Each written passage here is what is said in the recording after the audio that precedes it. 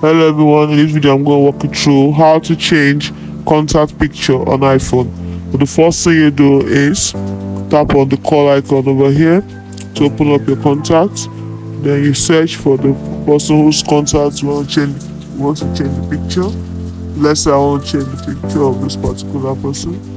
Tap on the person and then tap on edit at the top right corner.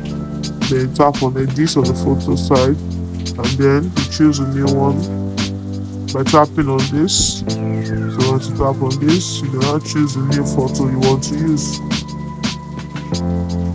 You want to choose, let's say you want to use this one, then you tap on choose. You can choose and see the different settings to it. Different effects you can use on it. Then you tap on done. Once you tap on done, then tap on done again and tap on done again. And that's it.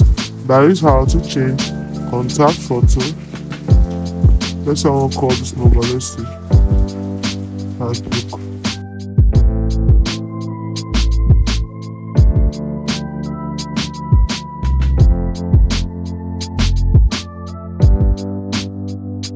If you did, like and subscribe to this channel for more.